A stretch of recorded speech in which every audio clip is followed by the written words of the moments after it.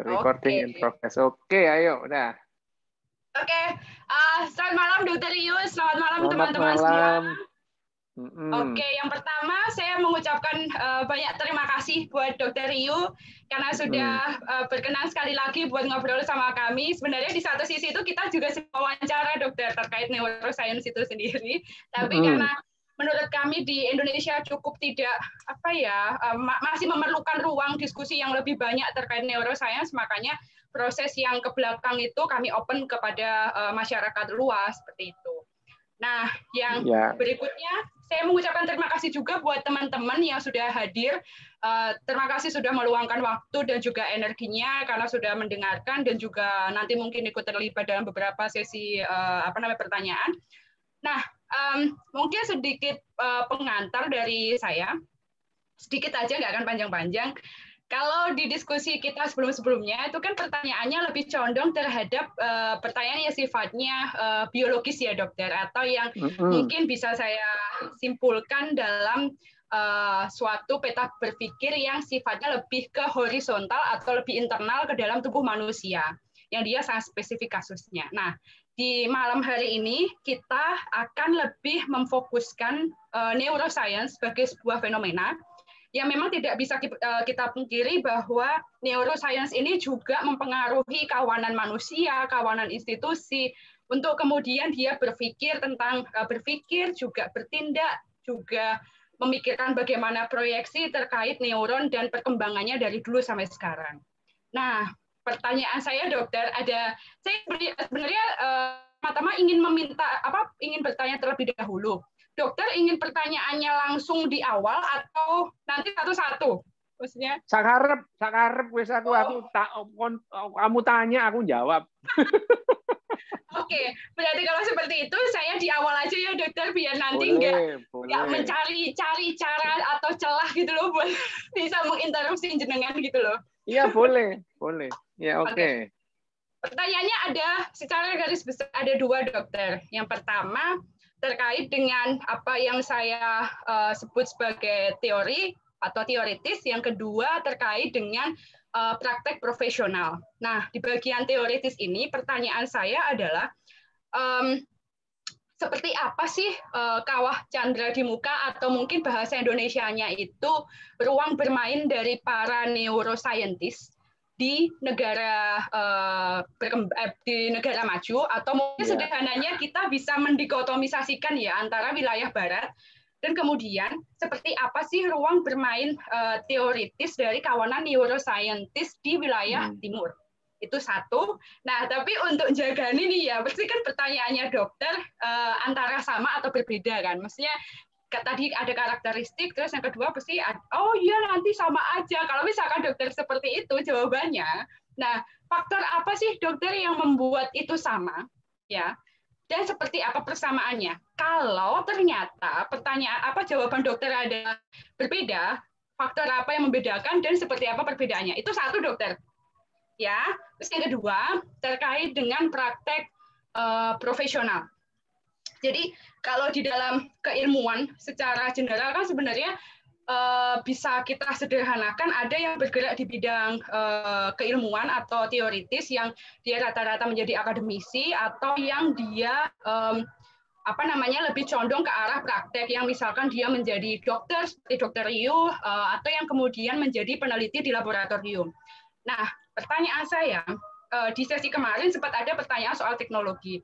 Nah, satu, problem seperti apa sih dokter yang dihadapi sama para neuroscientist yang dia bergerak di bidang praktek profesional? Ya, itu baik di negara barat maupun di negara timur. Maksudnya problem di sini adalah misalkan nih penyakit yang ditanganin, terus kemudian mungkin perkembangan biologis, kehidupan biologis manusia seperti apa sih yang dihadapi di dua wilayah ini gitu, dan sejauh apa teknologi membantu upaya untuk menyelesaikan problem tersebut. Gitu.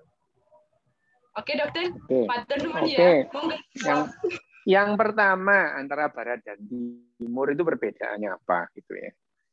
Yang pertama yang jelas itu adalah masalah dana sih sebetulnya. Misalnya dana dana penelitian, dana riset itu berbeda-beda tiap negara, gitu ya.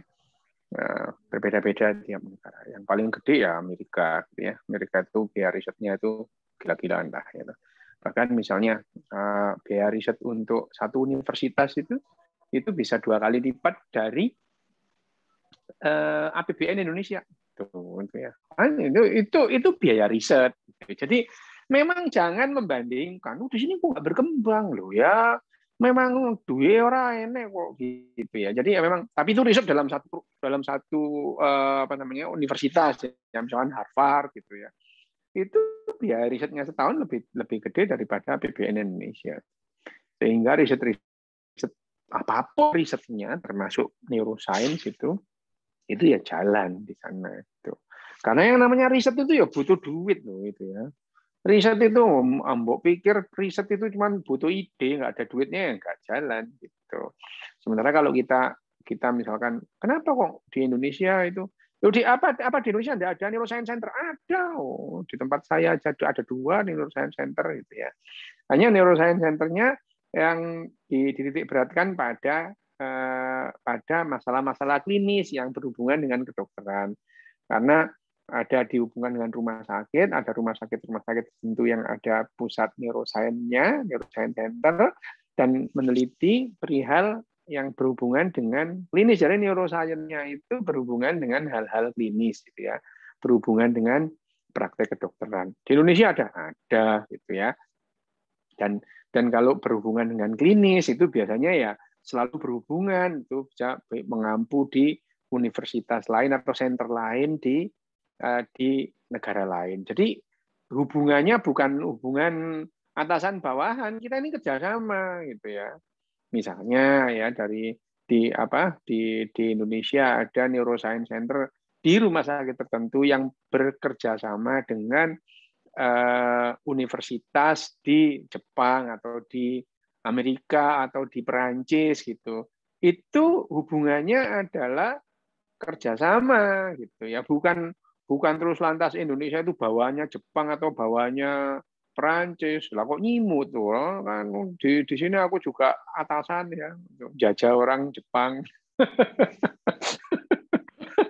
Nah itu, jadi kalau perbedaannya yang pertama adalah masalah dana riset itu misalnya di Perancis gitu ya, di Sorbonne University gitu ya. Itu memang dari dulu kan alokasi untuk penelitian sudah mapan, sudah settle. Jadi penelitian termasuk penelitian neuroscience berkembang. Tapi kalau misalnya di mana sih neuroscience itu berkembang? Di seluruh dunia sebetulnya gitu. Yang namanya neuroscience itu memang sekarang itu sedang gila-gilanya gitu ya. Karena pada tahun 2011 ini ya, tahun 2011 itu saya kaget. 2011 itu ada yang namanya pertemuan neuroscience internasional kedua gitu, dunia itu diadakan di Sydney gitu. Pesertanya itu 35.000. 35.000. Ya. Yang kebanyakan adalah psikolog dan psikiater gitu ya. Jarang dokter neurologi, apalagi dokter bedah saraf model saya jarang gitu ya, jarang. Karena memang mereka sudah sibuk dengan bedah sarafnya, dan ya kecuali orang gila aja yang kemudian udah gitu terus ngikuti neuroscience juga. 35.000 pesertanya. Jadi ada 200 plenary. Plenarinya itu 200 itu. Satelit meetingnya itu udah ribuan itu. Sampai waktu itu ini mau lihat yang mana bagus-bagus semua tapi bareng gitu ya. Plenary meetingnya itu 200. Jadi ya tapi ya kalau kita melihat mundur ke belakang itu, karena ya namanya neuroscience itu akhirnya menjadi satu disiplin ilmu yang sangat liar, perkembangannya luar biasa gitu ya. Nah, karena ada terus kemudian mereka yang kemudian awal tahun 2000-an itu akhir tahun 98 itu berkembang yang namanya behavior neuroscience. Neuroscience yang mempelajari behavior. Ini lebih sederhana daripada kalau misalnya interest saya di misalnya saya interest di genetical neuroscience, jadi neurogenetika gitu. Nggak banyak sih orang yang suka gitu ya, ngapain gitu. Tapi ya memang orang gila kan saya ya, itu jadi ya nggak apa-apa gitu. Nah, misalnya ada yang behavior neuroscience. Behavior neuroscience itu banyak. Nah, behavior neuroscience itu termasuk ya yang menjadi perhatian atau interest dari teman-teman yang ada di psikologi gitu dan psikiatri, karena itu sangat berhubungan dengan profesinya sehari-hari gitu ya. Jadi di Indonesia ada banyak psikiater atau psikolog yang kemudian mempelajari neuroscience. Apakah mereka melakukan riset? Ya enggak gitu ya. Cuman mereka update ilmunya, terus kemudian mengikuti jurnal-jurnalnya gitu. Itu yang pertama ya. Jadi yang pertama perbedaannya adalah masalah dana gitu. Dana riset gitu.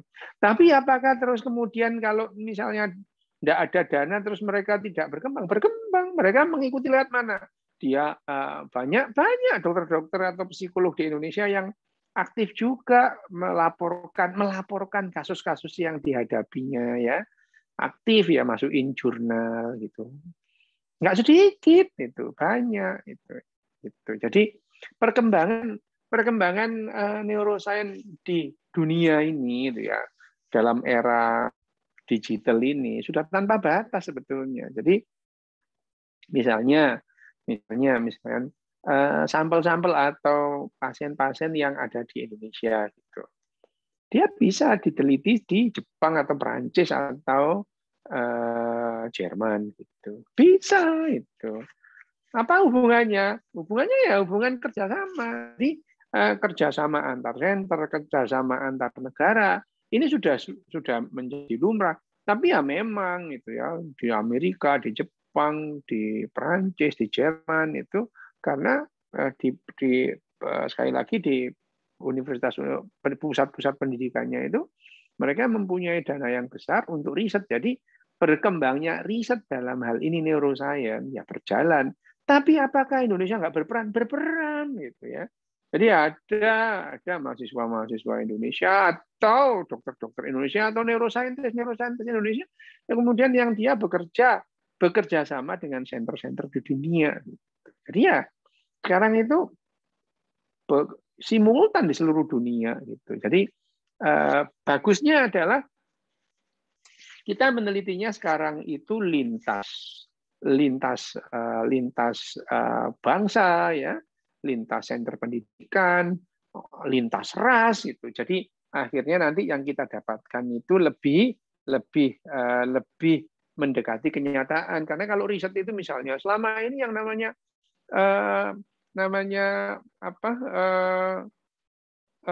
teori-teori psikologi itu kan berdasarkan penelitian iya, riset iya, tapi hanya berlaku pada orang-orang white, educated ya. Kenapa kok educated? Lah iya sampelnya mahasiswa psikologi gitu ya. Terus kemudian dia itu juga kaya gitu. Jadi teori-teori psikologi itu didasarkan atas penelitian pada populasi yang sangat terbatas, orang kulit putih, terus kemudian berpendidikan, orang kaya gitu.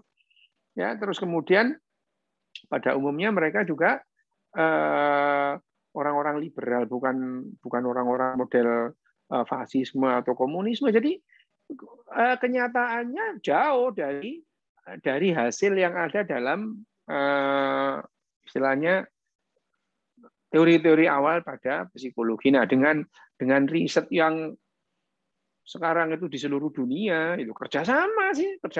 Misalkan yang di Jepang dengan yang di Perancis sudah kerjasama, karena kita itu sekarang tidak lagi kita itu melihat sebagai saingan, enggak ada gitu. Ya, kita itu sekarang itu bukan berkompetisi tapi berkolaborasi gitu. Ya, sementara coba kalau kamu nonton film enggak, Laskar Pelangi ya, Gebrang? Enggak. Nonton enggak Laskar Pelangi itu? Laskar Pelangi enggak. Laskar Pelangi itu Waktu aku nonton Laskar Pelangi itu orang-orang bilang bagus, aku bilang jelek gitu. Kenapa dokter? Kenapa jelek? Iya, karena mereka itu mengajarkan berkompetisi. Sekarang itu kita harusnya berkolaborasi gitu. Jadi ini bagus ini apaan? Saya bilang ini lagi ini kalau misalkan diputar 200 tahun yang lalu memang bagus mungkin itu. Sekarang itu negara itu tidak ada lah negara-negara maju seperti Prancis atau Jepang ini ya, ngajari mereka berkompetisi itu enggak. Dari kecil itu sudah diajari berkolaborasi bahwa yang namanya society itu akan bagus kalau kalian berkolaborasi, bukan berkompetisi. Ya, ini kembali ke riset. Nah, faktor kedua apa itu yang membuat perbedaan maraknya penelitian atau berkembangnya neuroscience itu adalah budaya itu. Budaya misalnya. Budaya yang menganggap bahwa yang namanya jiwa itu tentu tidak bisa diteliti dari otak, ya nggak bakal diteliti kan? Budaya keyakinan bahwa yang namanya jiwa itu bukan berdasar dari otak itu terpisah dari tubuh itu. Ya sudah kalau gitu kan ya itu faktor. Nah Amerika itu orang religius banget itu. Hanya saja orang ya beda ya religiusnya sama Indonesia kan beda bentuk aja. Tapi religius orang Amerika itu religius. Mereka itu agama itu bagi mereka penting gitu. Ya. Tapi di Amerika berkembang karena apa? Itu tadi karena dananya yang ada itu ya. Dananya yang ada. Tapi kalau sudah negara religius terus dananya nggak ada ya wes ngaji aja gitu. Nggak usah penelitian gitu. Loh, sekali lagi loh ya, saya tidak pernah mengatakan bahwa yang meneliti itu lebih bagus daripada yang ngaji. Enggak, berbeda aja. Jadi dari sudut pandang neuroscience itu adalah perbedaan perilaku gitu. Perbedaan perilaku ya. Jadi itu berang ya. Jadi kalau faktornya yang paling utama adalah faktor dana. Yang kedua adalah faktor budaya itu. Faktor budaya itu penting itu. Nah di Indonesia misalnya itu saya pernah sih diundang pertemuan namanya masyarakat neuroscience. Kok ya ada masyarakat neuroscience? Neuroscience itu ya bukan masyarakat. Neuroscientist itu adalah ilmuwan bukan masyarakat itu. Ya udah saya ikutin aja. Nah terus pembicaraan pertama sudah langsung pembicara kedua aku langsung keluar aja udah nggak ikut, aku nggak jadi ngomong hari kedua gitu. Karena gini dia bilang ini kita baru mengatakan ini di Al-Quran sudah mengatakan ini 14 tahun 14. Lah ini sains apa? Saya daripada nanti saya di situ mengisru, udah saya keluar aja itu. Ya udahlah silakan situ itu. Yang begini ya nggak bisa karena yang namanya sains itu dasarnya skeptis itu ya. Tidak lantas mencocok-cocokkan dengan ilmu yang sudah ada. Justru sains itu mempertanyakan yang ada itu salah kali gitu. Jadi sains itu sikap saintis atau berpikir ilmiah itu dasarnya adalah skeptis itu. Jadi misalkan ada di kitab Primbon A mengatakan begini itu salah ini mesti ayo kita teliti gitu itu. Jadi skeptis enggak itu mesti enggak lah ini jangan-jangan enggak gitu. Jadi skeptis kita. Jadi skeptisisme itu adalah dasar dari sains. Bukan lantas kita terus kemudian misalnya ada hal yang ini, wah cocok dengan kitab Primbon yang itu dibuat oleh Ki Ronggo Warsito misalnya, itu bukan sains, gitu ya. Itu namanya apologetik gitu ya, cocokologi gitu. Ya. Nah, kemarin kemana itu Ronggo Warsito nggak menemukan, gitu ya. Jadi itu perbedaannya itu. Tapi kalau dibilang bahwa apakah berbeda, penyebarannya itu timpang, ketimpangan sekarang itu kan hampir ditiadakan dengan dunia digital ini. Ya. Misalnya hasil penelitian yang dilakukan di Jepang dalam waktu hitungan detik bisa kok diakses orang Indonesia itu. Ya, bisa itu. Jadi kalau di dunia yang begini memang perbedaannya di center-center tertentu risetnya jalan. Karena apa? Ada biayanya gitu. Di negara tertentu juga jalan. Kenapa? Berbeda perilakunya. Dan perilaku ini juga diteliti oleh ahli-ahli behavior neuroscience. Kenapa orang beragama itu perilakunya kok gitu? Kenapa orang yang religius begini, orang yang tidak religius begini? Itu bisa dijelaskan gitu ya. Bisa teliti gitu. Dan penelitian atau riset itu itu, kalau seandainya misalkan kok gitu, ya nggak apa-apa. Misalnya kesimpulannya kok gitu. Lah, kalau kamu ragu, ya diteliti lagi. Barangkali hasil penelitianmu, hasil risetmu berbeda.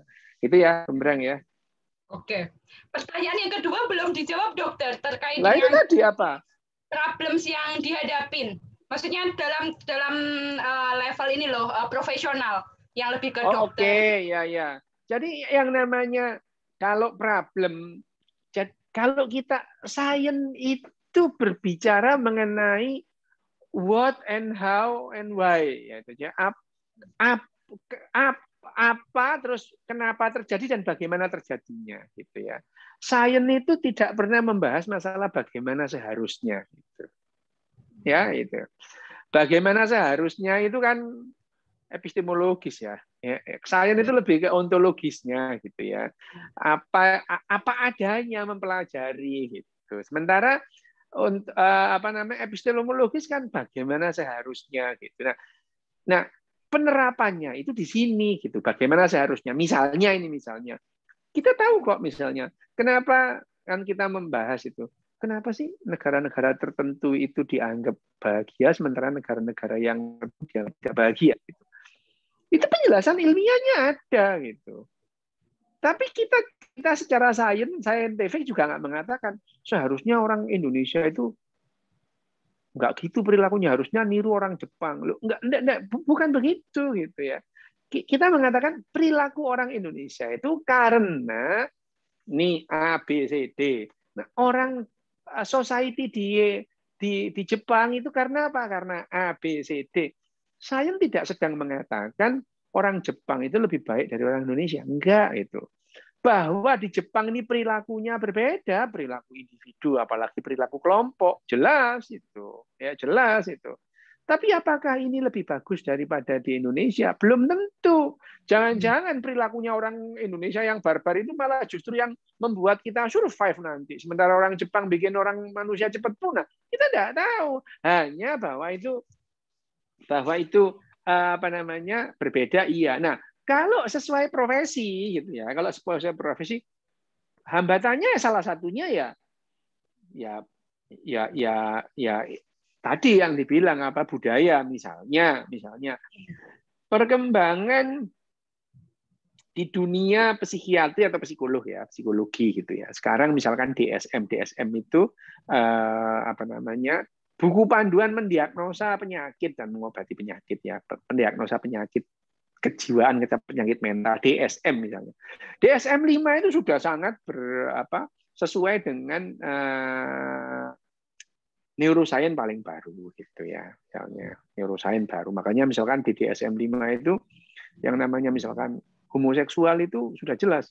Jangan sekali-sekali menganggap orientasi seksual itu adalah kelainan itu. Ini hasil sains itu. Sementara orang yang mengatakan bahwa keyakinannya mengatakan bahwa perilaku homoseksual itu menyimpang, mereka nggak mau itu. Bahkan di Indonesia itu ada loh perkumpulan psikiatri itu yang ada religius psikiatri. Loh kok ada itu?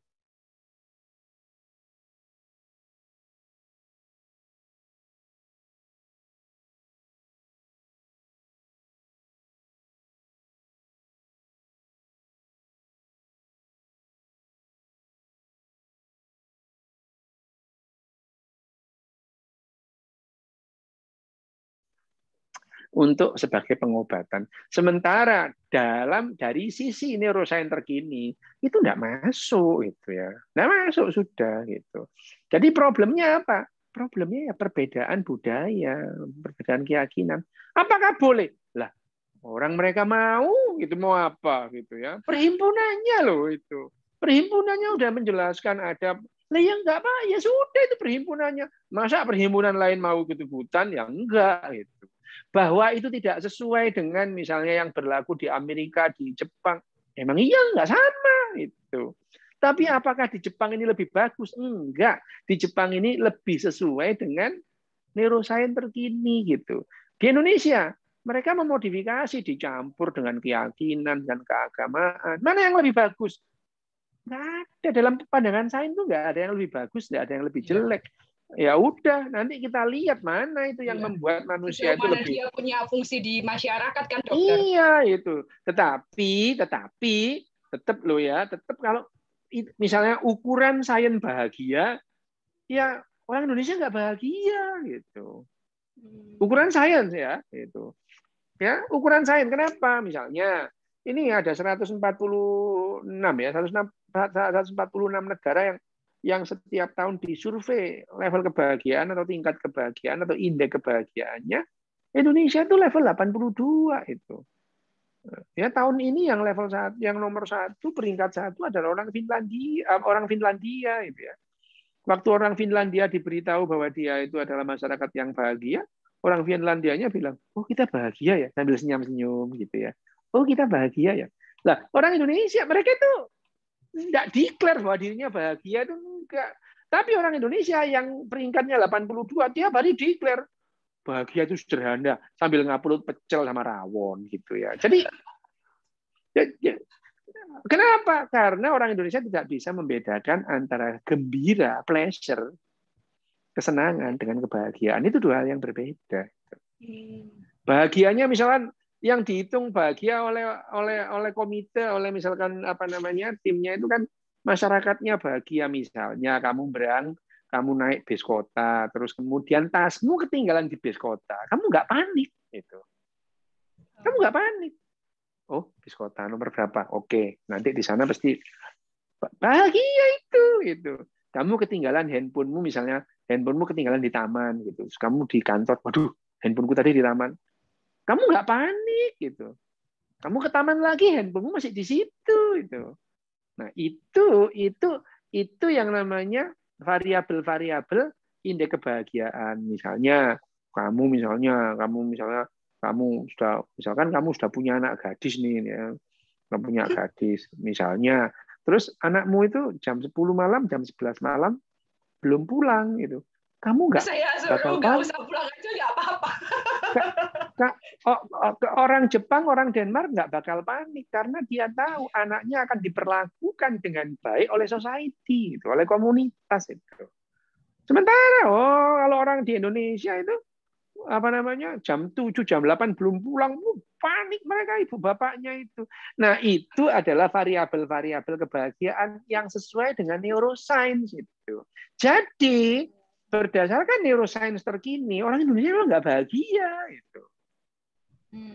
Tapi kalau setiap hari declare mereka bahagia, ya terserah sakarepmu. Tapi bukan itu bahagia menurut neuroscience gitu ya. Jadi itu perbedaannya. Kalau itu disebut permasalahan, ya silahkan. Jadi ada gap menyikapi atau melihat titik persoalan misalnya. Orang Indonesia itu tiap hari merasa bahagia. Udahlah kamu bahagia aja, bahagia itu kamu sendiri kok yang bikin gitu kan. Ngomong seenak-enaknya gitu gampang banget. Bahagia itu kamu sendiri yang bikin gitu. Enggak sederhana, bahagia itu sederhana sambil ngupload pecel sama rawon. Enggak gitu itu ya. Misalkan kamu bahagia banget lihat apa ikan cupang berantem. Justru kamu lihat ikan cupang berantem itu kamu nggak bahagia karena itu kesenangan aja. Empatimu kamu matikan. Melihat tinju McGregor diantemi sama siapa namanya, ditempilingi sama misalkan Khabib itu. Wah, senang bahagia, bukan bahagia itu pleasure, itu kesenangan gitu ya. Jadi persoalannya adalah memandang sudut pandang terhadap apa yang didefinisikan oleh neuroscience itu berbeda-beda gitu ya. Berbeda-beda, misalkan neuroscience mengatakan itu neuroscience gini, behavior neuroscience atau biopsikologi yang mengatakan yang kebahagiaan itu memerlukan empati itu ya, memerlukan empati. Jadi kamu melihat nonton tinju itu bukan bahagia itu. Karena kamu harus mematikan empatimu, ada orang ditempelengin kamu seneng gitu. Ini sederhana itu. Jadi misalnya empati. Nah, empati itu sendiri merupakan poin utama bagi kebahagiaan itu. Jadi ada handphone ketinggalan di taman nggak hilang, orang tua jalan-jalan sendiri juga diperlakukan dengan baik oleh society gitu ya. Semua tahu caranya antri ya, semua tahu caranya membuang sampah gitu. Itu yang membuat bahagia. Dalam neuroscience memang iya, tapi terus kemudian secara secara tadi yang kamu bilang secara apa namanya profesi dilakukan belum tentu gitu. Dokter, psikiater gitu. Wah, aku nggak percaya sama ilmunya orang Barat. Saya percaya sama keyakinanku. Ya terserah itu. Tapi itu bukan dokter sekarang, itu dokter tahun ya itu ya dokter praktek begitu boleh nggak? Ya prakteknya ya gitu ya terserah. Tapi itu bukan praktek kedokteran itu. Dokter Tapi campur. ini dokter, ada satu yang mau saya bagi. Mungkin dokter pernah mendengar nama Antonio Damasio? Iya betul. Kenapa? Loh itu Antonio. Ya, dia berani yang namanya mendebat yang namanya Descartes. Descartes itu kan kalau di Barat udah kayak Tuhan ya dokter, maksudnya. Ya, itu kan udah kayak. Dia buat buku yang namanya Descartes Error. Error, iya. Ya. Gila. Lah, ya benar kan karena Descartes itu kan mengatakan bahwa tubuh kita itu jiwa kita itu terpisah dengan tubuh kita, bahwa yang namanya moral itu terpisah dari tubuh kita. Dikulitin sama yang namanya Antonio Damasio di buku itu. Ya, Descartes Error itu ya itu. Loh, itu sudah diterjemahkan dalam bahasa Indonesia sih. Oh iya dokter, saya kok malah baru dengar ya. Buku itu diterjemahkan dalam bahasa Indonesia. Judulnya itu Cara Otak Bekerja gitu. Siapa? Maksudnya penerbitnya dari mana, dokter? Wah, bukan Gramedia deh. Coba ini deh, kamu nanti lihat di marketplace itu. Pernah aku lihat itu. Descartes Error itu ada itu benar Descartes Error itu. Kok jauh ya penerjemahannya Descartes Error ke Cara Otak Bekerja? Cara Otak Bekerja itu ada dan aku punya buku itu, aku beli bukunya Antonio Damasio itu tahun 95 itu. Orang buku tahun 94 gitu kan. Iya. Dengan teror itu kan itu. Dan itu dia menjelaskan, dikulitin lah. Dia membahas moral itu apa, bahagia dia di apa namanya? Itulah ada memahami cara otak bekerja ya, memahami cara otak bekerja itu ada ya. Itu Antonio Damasio. Buku lama itu. Cuman sampai sekarang masih relevan buku itu. Kemarin ini buku sih masih dokter, relevan. Saya membaca ini loh bukunya Catherine Malabou. Dia filsuf, filsuf orang Perancis. Dia nulis karena neneknya itu kena Alzheimer. Nulis karena lihat neneknya. Akhirnya dia menemukan beberapa pertanyaan. Nah, dia bantuin tuh mengetengahkan bagaimana perkembangan neuroscience dalam kacamata filsafat. Nah, makanya dia bantuin tuh Antonio Damasio, dia mendebat Descartes dan kemudian muncul Alexandra Luria dan banyak sekali. Makanya itu dokter saya nggak nyangka kata perkembangan teoritis di wilayah Barat itu sangat pesat gitu loh, yang itu kayak di Indonesia siapa nih ya yang bisa seperti ini masuk ke gelanggang itu tuh siapa gitu. Ya sekarang mikirnya nggak gitu, sekarang mikirnya nggak begitulah apa namanya Gembrang, bahwa we live as one gitu ya. Sekali lagi kita tidak sedang bersaing gitu, ya. Kita berkolaborasi gitu. Jadi Indonesia kok nggak muncul? Kenapa sih itu? Kenapa sih Indonesia dikit-dikit Indonesia gitu? Ya kalau saya tidak pernah mengatakan seharusnya gitu. Tapi seharusnya bagaimana? Enggak. Tapi sejak tahun 91 itu saya merasa penduduk dunia, bukan penduduk Indonesia. Oke. Ya, saya pindah, saya apa namanya bambung ke misalnya terlunta-lunta di Perancis misalnya 6 tahun ya, saya tidak merasa sebagai orang asing. Ini bumi, ini tempat tinggalku ya gitu. Global citizen ya dokter. Nah iya gitu. Jadi iya itu ya terserah sih, tapi kalau saya sih saya tidak mau berkompetisi, saya mau berkolaborasi gitu. Ya, itu menyulitkan sih dok, menyulitkan dalam artian gini, karena kan kami sedang bikin proyek ya dokter, kami sedang bikin proyek di mana ada kebutuhan kita untuk mengetengahkan posisi pemikir di Indonesia gitu loh, itu ada kebutuhan secara internal. Nah di orangnya nggak mau mikir kok. Itu dokter, jadi kan wanting or not kan harus pakai yang di luar. Loh, aku ini kan ya di pesantren dulu ya, di pesantren itu. di pesantren. Terus ada waktu di pesantren itu belajar yang namanya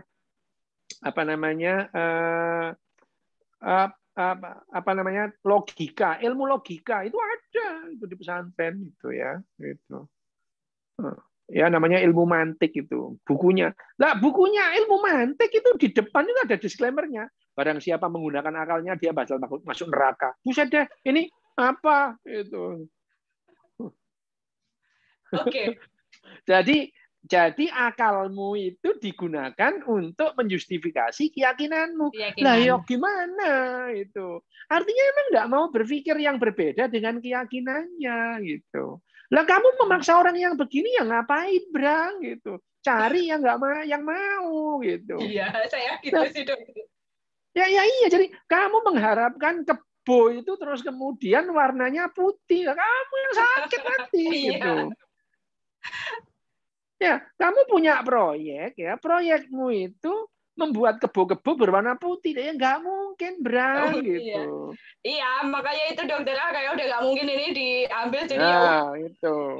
Ya udah, ya kalau misalnya misalnya mau mengembangkan literasi, terus pengetahuan, share, terus kemudian misalnya mau mengubah budaya. Kalau mau mengubah budaya itu ya dari sejak anak-anak, misalnya ini aja Brang misalnya. Kalau kamu masuk misalnya kamu punya proyek masyarakat kita menjadikan masyarakat berpikir.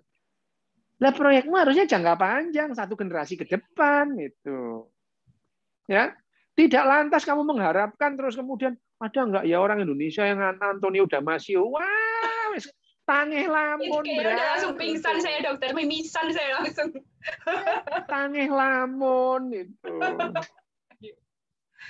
Ya, tapi kalau misalnya targetmu dua generasi dari sekarang, Indonesia itu akan melahirkan, di Indonesia ada orang-orang macam Antonio Damasio. Loh, boleh gitu. Nah, terus proyekmu itu, yaitu membuat itu gimana sih membuat orang itu berpikiran, misalnya masyarakatnya itu berpikir scientific gitu. Itu proyek loh ya. Aku sekali lagi, saya nggak mengatakan bahwa berpikir scientific itu lebih bagus dari religius, enggak. Itu perbedaan perilaku aja itu. Hanya saja kalau saya disuruh milih scientific apa religius, ya saya milih scientific gitu. Kenapa? Ya suka gitu. Yang suka religius ya terserah itu. Dikit-dikit ya serah, nggak apa-apa itu. Cuman itu tidak scientific gitu.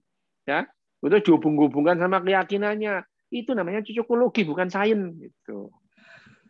Ya, tapi terserah loh ya. Tidak ada seharusnya orang itu melakukan A atau melakukan B. Tidak ada kata-kata seharusnya itu ontologis itu epistemologis itu bagi saya nggak berlaku gitu ya. Karena yang dianggap ini seharusnya begini belum tentu itu yang membuat manusia sintas terhadap seleksi alam itu belum tentu itu. Apakah manusia bahagia itu akan lebih menjamin manusia itu survive dari evolusi ini? Belum tentu. Belum tentu, iya. Belum tentu. Tapi Brang, kalau aku disuruh milih, kamu milih mana? Negara yang bahagia apa yang enggak? Aku milih yang bahagia gitu. Iya sih, kalau saya juga dokter. Iya, bisa lebih gitu. produktif sih sebenarnya ya, karena secara sosial bisa mendukung. Ya itu, jadi kalau misalkan kamu milih mana, hidup di Perancis apa di Indonesia? Ya milih di Perancis itu. Di Rusia sih dokter kalau saya. Iya. Cuman tapi saya tidak mengatakan loh ya, yang namanya Perancis itu lebih bagus dari masyarakat Indonesia, enggak, berbeda gitu loh. Melihatnya berbeda gitu. Indonesia itu kegembiraannya kalau ngasih nasihat gitu. Sementara nasihat itu betul-betul tidak ada pada orang yang punya empati. Enggak. Mereka itu memberikan rekomendasi kalau diminta gitu. Lah, kamu nggak ada hujan, nggak ada angin, Brang. Ini cuma mengingatkan, kamu nggak jilbaban, Brang, gitu. Misalnya itu ya. Cuma mengingatkan, maaf, cuma mengingatkan itu. Di depannya itu kelihatan sopan tapi tidak punya empati sama sekali gitu. Aku cuma mengingatkan loh ya, jilbabmu itu kurang panjang loh. Itu gitu-gitu itu. Terus waktu SMA saya disuruh jilbaban sama guru agama saya, dokter.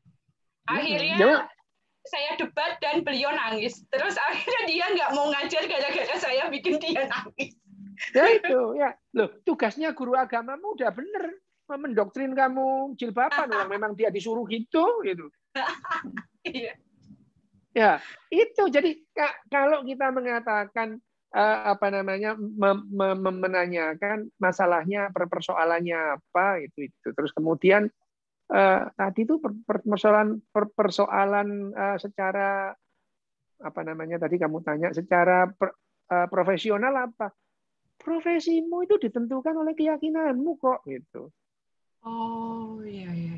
Loh, misalkan ada dokter di Indonesia, kalau nggak religius nggak laku Brang gitu. Jangan ke situ dokternya ateis gitu. Nggak laku itu. Jangan ke situ itu dokternya ateis itu. Berdoa malah dimarahi gitu.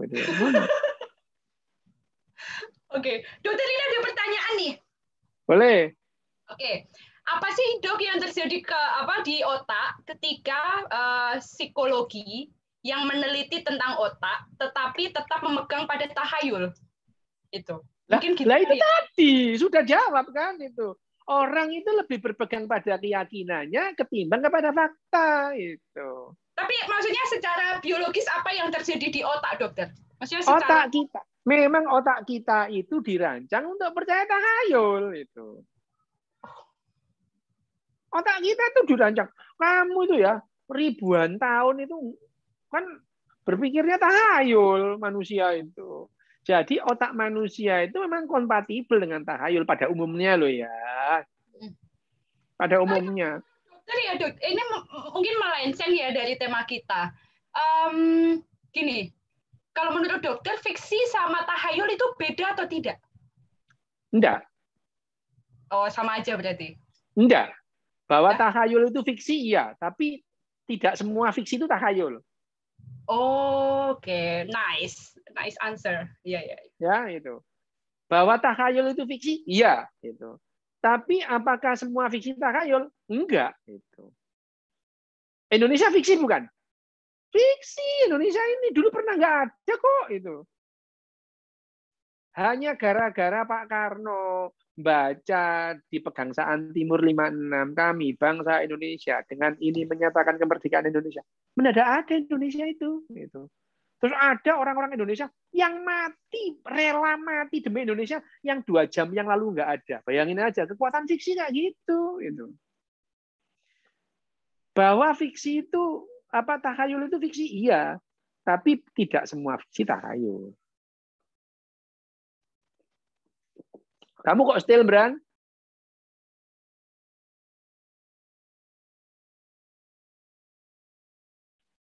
Halo, Kak Gembrang. Gembrang. Wah, keputus kayaknya ini, dokter.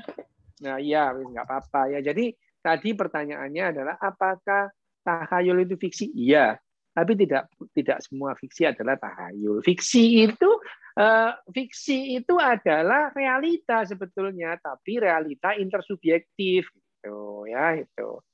Nah, nanti mungkin kita bahas realita itu apa itu.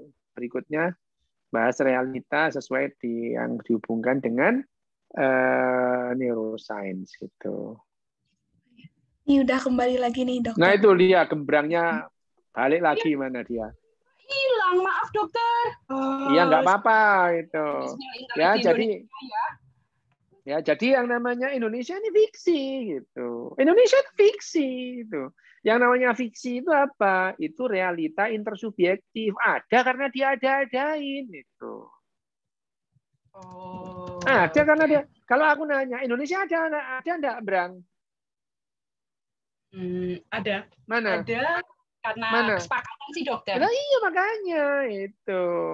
Jadi mungkin nanti kita bahas realita ya, Brang. Realita itu apa menurut neuroscience itu. Itu fiksi itu bagian dari realita intersubjektif namanya. Itu pembahasannya bisa panjang, lebih menarik. Nah, itu ya, itu. Nah, kalau misalnya kita sekarang balik lagi ya ke yang namanya penelitian atau riset-riset neuroscience berkembang. Saya rasa ya, kalau saya melihatnya bahwa neuroscience itu sudah berperan dalam banyak hal.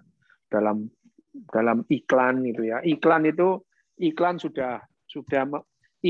sudah menjadi sesuatu yang berbeda sejak awal tahun 2000-an karena mereka menggunakan jasa-jasa konsultan neuroscience itu ya. Yang namanya di Amerika itu Coca-Cola menggusur Pepsi yang sudah bertahan puluhan tahun gitu ya. McD digusur KFC dalam waktu 3 tahun gitu. Dengan iklan. Iklan kita sekarang tidak lagi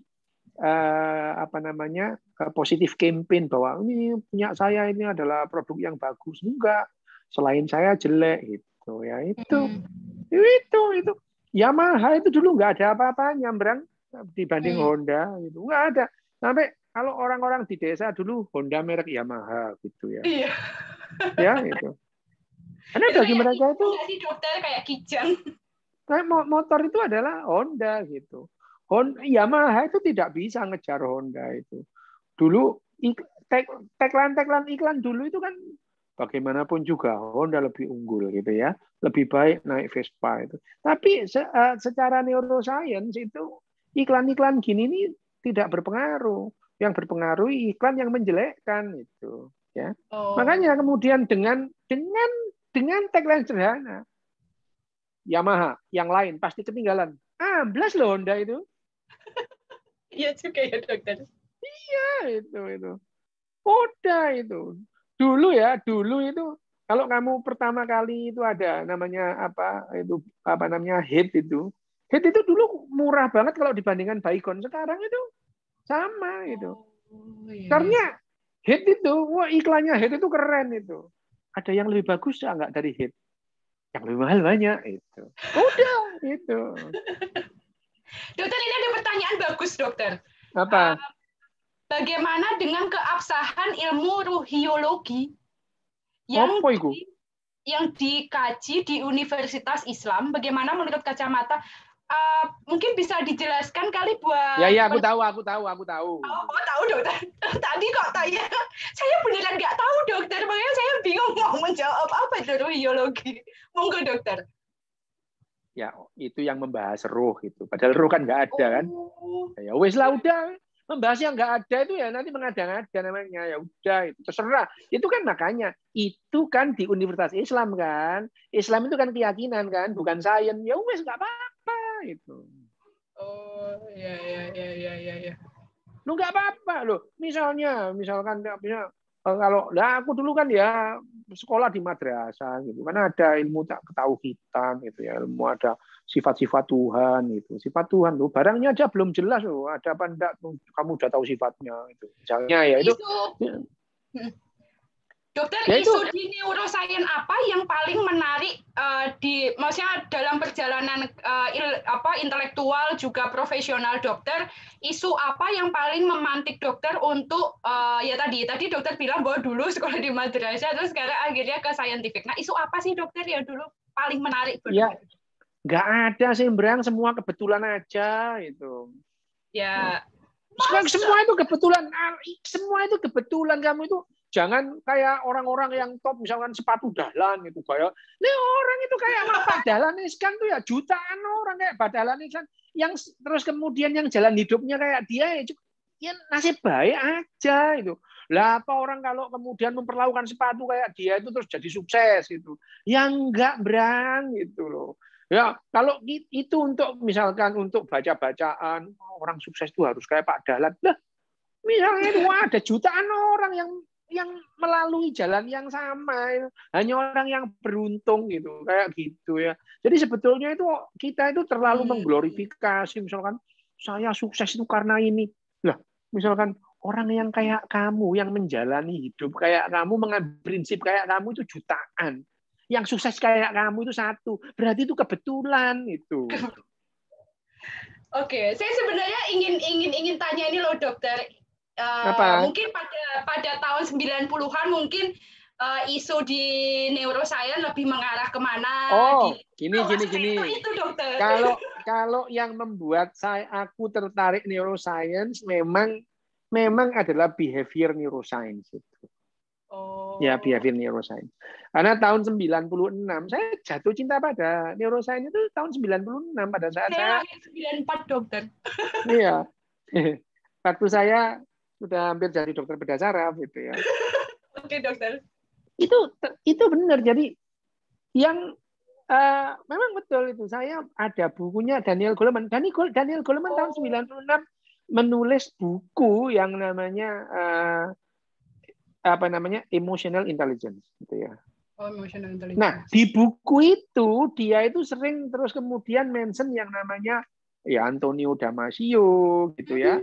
Terus kemudian mention namanya Joseph Ledoux gitu. Nah, mention itu aku kejar. Nah, Joseph Ledoux itu memang researcher. Kalau si siapa namanya Daniel Goleman itu kan psikolog gitu ya. Yeah.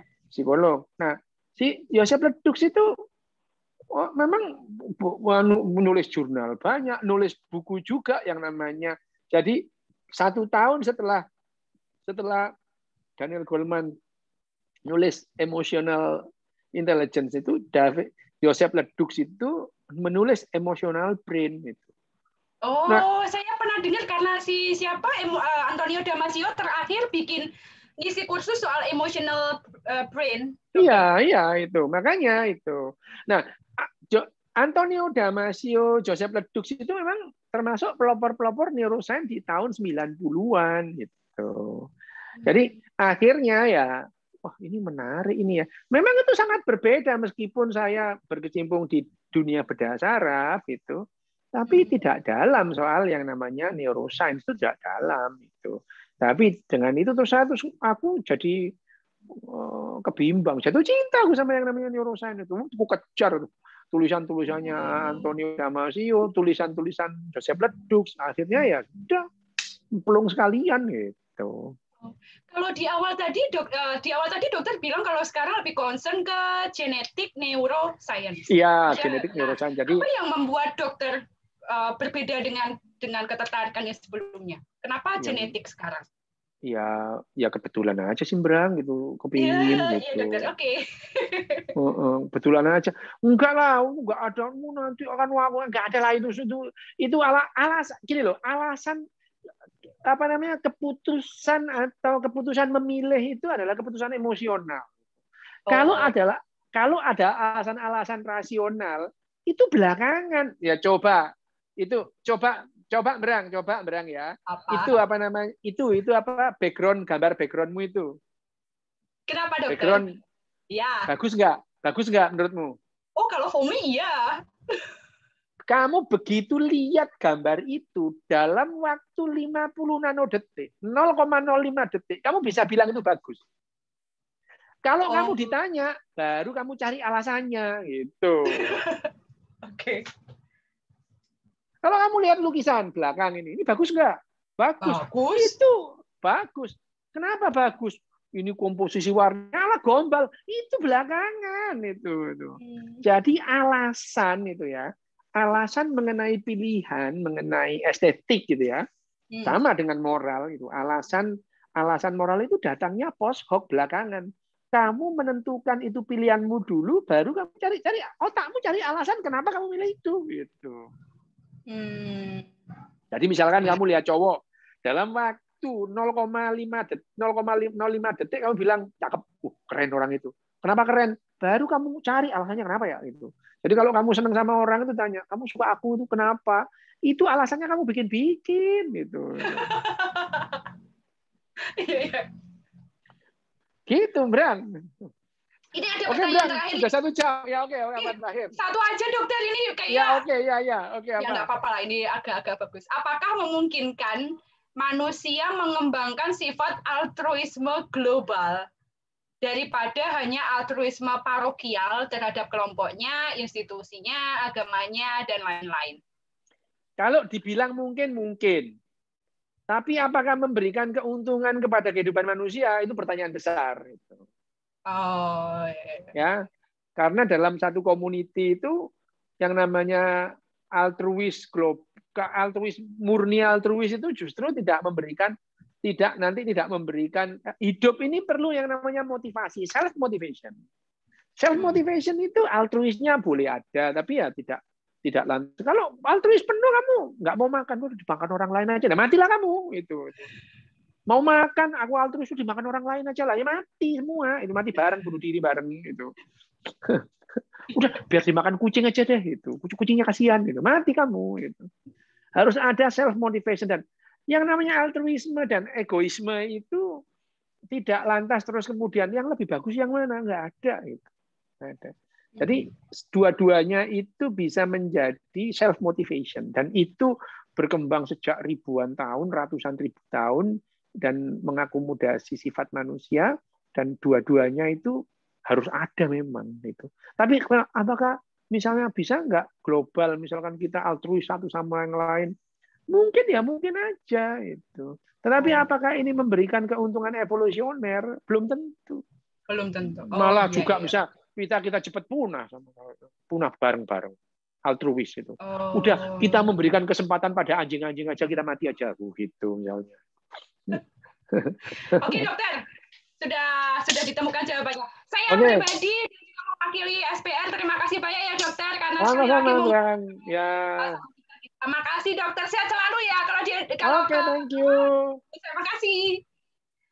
Oke, makasih teman-teman yang sudah hadir juga di malam hari ini. Kita join lagi dalam beberapa minggu depan. Semoga nanti Dokter Ryu, kalau tadi sih janjinya memang akan ngebahas soal realita, tapi nanti coba akan kita kontak lagi tentang isu apa yang mungkin sekiranya lebih relate dengan pembahasan kita hari ini, dan juga sesuai dengan proyek internal kita. Nah, ada pertanyaan terkait dengan akses di mana rekamannya, nanti silahkan dilihat di sosial media kami di laboratorium.spr. Di situ ada Linktree, dan di Linktree itu sudah dicantumkan YouTube channel kami. Nah, nanti silahkan bisa melihat rekamannya di YouTube channel kami. Oke, terima kasih teman-teman semua karena sudah meluangkan waktu, energinya untuk mendengar Dr. Ryu juga terkait dengan pertanyaan yang dijawab beliau. Oke, terima kasih. Sampai jumpa di diskusi kita berikutnya. Selamat malam.